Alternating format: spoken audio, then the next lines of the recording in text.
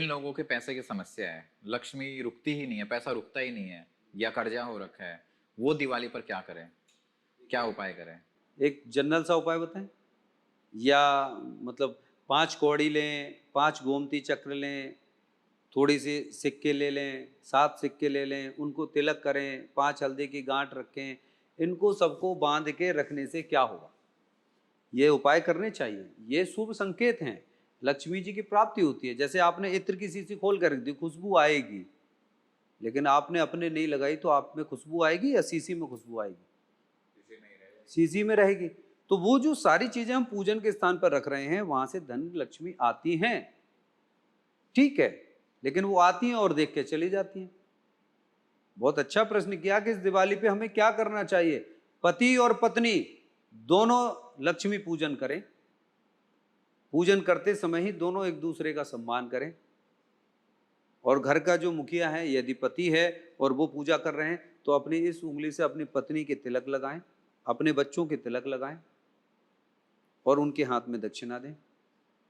कोई भी पैसा दें और उनको कहो संभाल के रखो, और सारे प्रसन्न हो जाएं। एक संकल्प करके देख लीजिए, आज इससे ही आपके जीवन में परिवर्तन शुरू हो जाएगा। आप मान लीजिए कि दिवाली है, आप पूजन कर रहे हैं, पूजन करने के बाद पति पत्नी ये मान लीजिए कि एक दूसरे के लिए ये मेरी लक्ष्मी है, वो ये मान लें ये मेरे पति परमेश्वर हैं। मतलब स्त्रियों को अपने आप को लक्ष्मी बनना पसंद है, घरवाली पसंद है, मालकिन बने रहना पसंद है। उनकी इज्जत हो तो महिलाओं की तरह, सम्मान की तरह सारी चीज़ों की इज्जत होनी चाहिए, उनको सारी चीज़ें मिलनी चाहिए। लेकिन पति को परमेश्वर कैसे मान लें? बोले हमारी इज्जत होनी चाहिए, पति परमेश्वर नहीं है।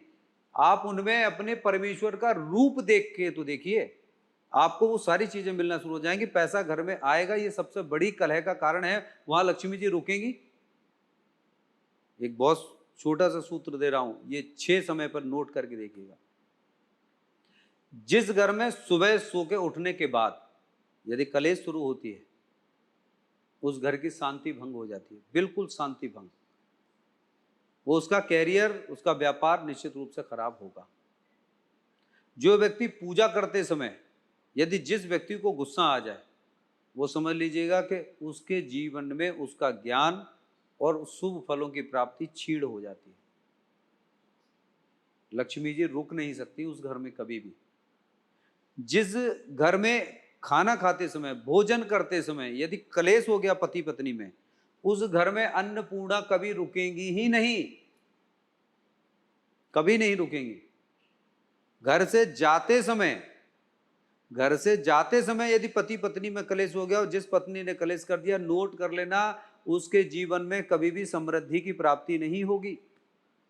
घर में आने के बाद शाम को जब पति वापस आते हैं और घर में आते ही पत्नी के साथ कलेश हो जाए, मान लिया पति कलेशी है, पति के अंदर बहुत सारी कमियां हैं, और पत्नी को तो समझना चाहिए कि अभी नहीं, 10 मिनट बाद बात कर लेंगे, उस समय पे इग्नोर करो, शांत रहो।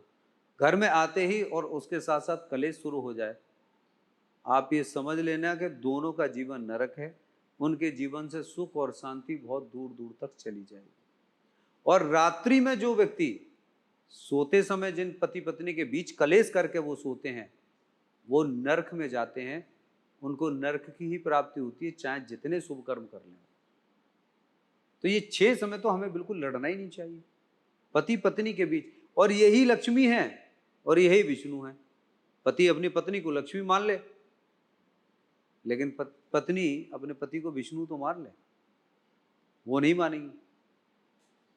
ये जो आज का दौर चल रहा है ना, आपके पास पैसे की कमी नहीं है, आप मांगना चाहते हैं ना, तो आप ऐसे करके हाथ करके जो मांग रहे हैं ना, प्रभु मुझे ये दे दे, मुझे ये दे दे, मुझे ये दे दे। भिखारी भी तो ऐसे ही मांगता है? आप अपने दोनों हाथ खोलिए, पूरे हाथ खोलिए, 180 डिग्री पर खोलिए, ऐसे खोलिए। परमात्मा ने मुझे मनुष्य बनाया, इस योग्य बनाया, परमात्मा मेरे अंदर विराजमान है, मैं परमात्मा का भेजा हुआ दूत हूँ, हो सकती हूँ, सब कुछ मेरे अंदर है। यदि मुझे उससे मांगना है तो वो छोटी चीज़ नहीं है, मैं 180 डिग्री के हाथ पंख फैलाकर मांगूंगा कि मुझे इतना चाहिए। मुझे खाना तो इतना ही है ना, पहनना उतना ही है ना, समाज सेवा करने के लिए भी तो पैसा चाहिए। वो सब चीज़ें पूर्ति करने के लिए पैसा चाहिए। लोगों को ज्ञान देने के लिए पैसा चाहिए ना, मुझे जाने के लिए पैसा चाहिए ना। यदि परमात्मा को देना है तो इन सब के लिए मैं करने जा रहा हूँ, इतना देना। मांगना है तो इतना मांगो, छोटी छोटी चीजें क्या मांग रहे हो। मांगना है तो अपने पति का सम्मान मांगो, पति की सफलता मांगो। जिस घर में पैसा नहीं आता है उस घर में सबसे पहला एक ही काम करें, अपनी जो स्त्री हैं, जो महिलाएं हैं, वो अपनी कुंडली चेक करवा लें, पति की ना कराएं। व्यापार बंद हो गया, छोड़ दो। नौकरी छूट गई, छोड़ दो। घर में दूध नहीं आ रहा, छोड़ दो। पत्नी अपनी कुंडली का चेक करें। पत्नी की कुंडली में पति का भाव, संतान का भाव, धन का भाव, सब कुछ चलाने वाली वही है।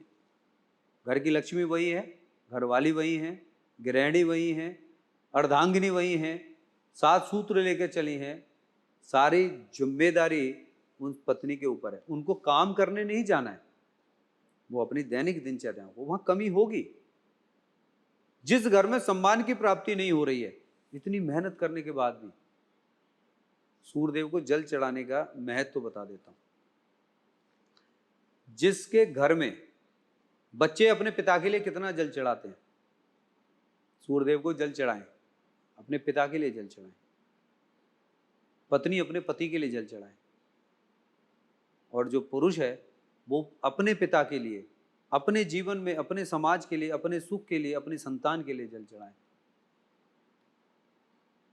केवल एक उपाय आप करा के देख लीजिए, ये तीनों के।